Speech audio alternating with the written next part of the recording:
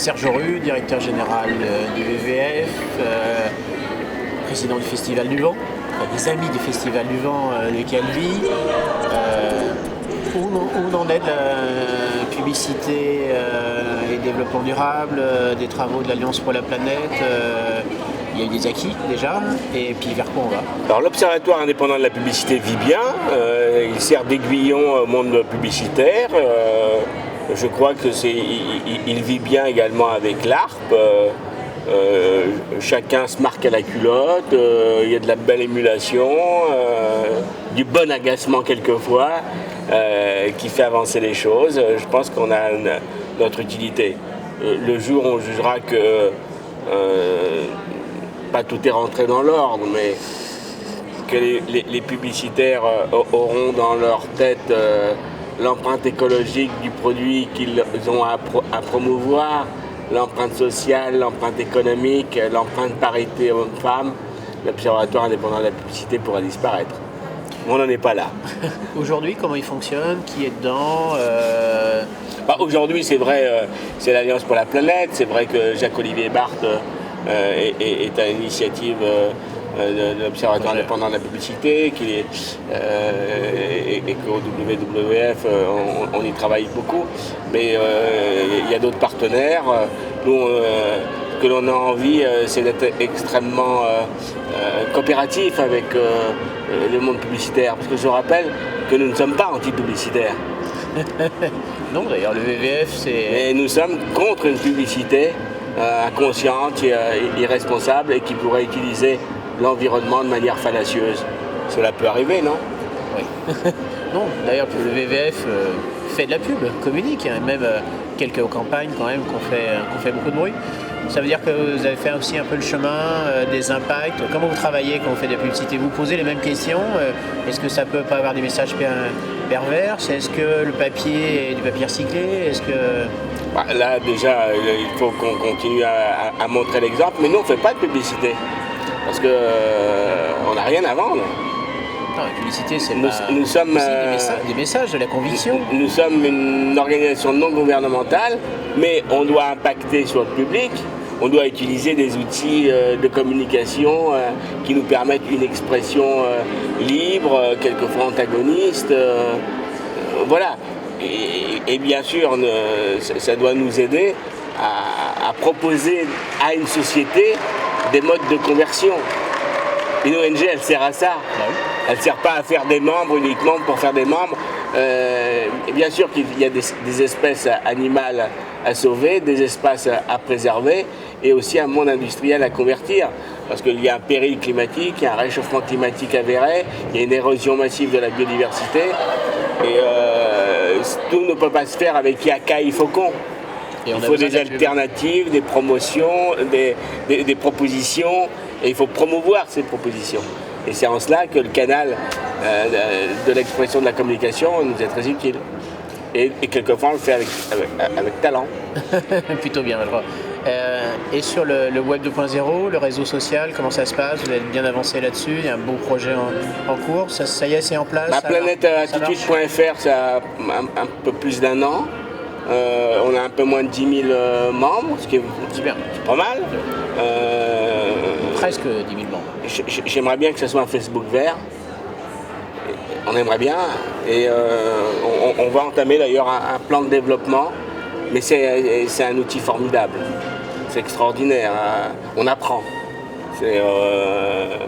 Ça réagit pas comme le reste. Ça veut dire que notre public des protecteurs de l'environnement est un peu résistant au Web 2, à ces outils-là. C'est quoi? C'est une question de compétence, d'habitude, ou il y a vraiment culturellement un peu de résistance? Il y a de la résistance, non, mais de la non-compréhension, de la non-connaissance. Et puis il faut élargir le public du monde environnemental. Il faut élargir le public de l'écologie. On ne peut pas toujours parler de la même manière en disant avec un sujet verbe complément, on dit ah ça c'est un écolo. Non, on peut être un écolo de gauche, du centre, de droite. Ce qui est important, c'est comment on préserve notre environnement immédiat et lointain, comment on préserve ses populations et comment on promeut et on développe réellement Alors, ce que nous maintenant on appelle le développement humainement durable. Le développement humainement durable, je crois que c'est l'expression qui va sauver le développement durable.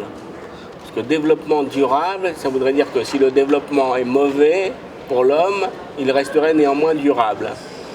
N'oublions pas que développement durable est la mauvaise traduction de développement soutenable. Mais en France, soutenable, ça ne le fait pas. Donc développement humainement durable, ça nous permet de montrer que, justement, souvent nos détracteurs qui nous disent « Oui, mais l'homme dans tout ça, oui, mais le social, oui, mais l'économique, mais tout y est. Développement humainement durable, ça montre que l'homme n'est pas au centre de l'univers et qui va mater, maîtriser le monde naturel comme il a cru le faire ces dernières 2000 années, mais que le développement humainement durable profite à tous et profite à la chaîne du vivant. Le développement humainement durable, c'est d'être vraiment solidaire avec l'ensemble du vivant dont nous, les hommes et les femmes, faisons partie. Et vous allez continuer un peu sur en tant que VVF, des nouveaux outils, Web 2, vous investir encore plus? Ça c'est un vrai sujet. Et former les équipes, parce que j'ai l'impression qu'il y a des résistances aussi à l'interne quand même. Ah oui, parce que chacun a sa mission, chacun a ses priorités. Et déjà, bien utiliser notre site internet, c'est important. Et on le fait de mieux en mieux, mais vous savez très bien que là tout évolue, donc tous les 2 ans, il faut revitaliser, reconfigurer, etc. Et c'est valable pour... mais bon, je rêverais d'avoir une web radio ou une web TV. On va en parler. Voilà. De toute façon, c'est là qu'il faut se réunir aussi entre associations, je crois, et on a quelques idées. Pour finir, qu'est-ce qui s'est passé dans le Ventoux? Alors c'est quoi cette histoire? Les pandas ont fait le voyage jusque ce haut lieu du Tour de France. Bah, c'est une autre création. Raconte un peu l'histoire. Parce qu'on voulait être les premiers à réaliser un pendathlon. Un pendathlon, c'est-à-dire qu'on gravit les 1600 mètres de dénivelé du Mont Ventoux. Et donc hier, ce week-end, il y avait plus de 53 équipes de 4 personnes. Chacun collectait de l'argent pour le WWF. Et donc on a pu ainsi récolter 90 000 € qui vont nous permettre justement d'avoir un travail notamment sur la biosphère du Mont Ventoux et travailler sur la préservation de la biodiversité. Ah donc démarche locale. On trouve de l'argent local pour intervenir au niveau local. Les 53 équipes venaient de toute la France. Bien sûr. Et donc ça veut dire qu'on peut faire un geste sportif et demain peut-être un geste culturel au profit de notre mission qui est de pouvoir transmettre à nos enfants une planète vivante. Donc pendathlon, c'est parce qu'il y a 1600 pandas dans le monde encore en vie et qu'il y a 1600 mètres de dénivelé. Et on recommencera l'année prochaine. Donc on fera entre Bédouin, le village de départ, et le Mont Ventoux. Et l'année prochaine, ça sera les 50 ans du WWF dans le monde. Donc on fêtera ça joyeusement et dignement. Et donc tu te remets au vélo pour pouvoir le faire l'année prochaine? Non, pas à vélo, c'est à pied. Ah, c'est à pied. À travers les pistes. D'accord. Et c'est un événement éco-conçu, donc il fallait absolument pas... Et comment ça marche les financements? Donc, à quel moment les gens donnent? Pourquoi Ce sont des équipes de 4. Chacun paye. Tu te dis, tiens, je vais créer une équipe de 4 personnes. Chacun doit trouver 400 €. Et donc chaque équipe, c'est 1600 €. 1600 mètres de dénivelé, 1600 pandas dans le monde. Voilà, et moi, il me reste encore à trouver 1600 idées. On va y arriver. Merci.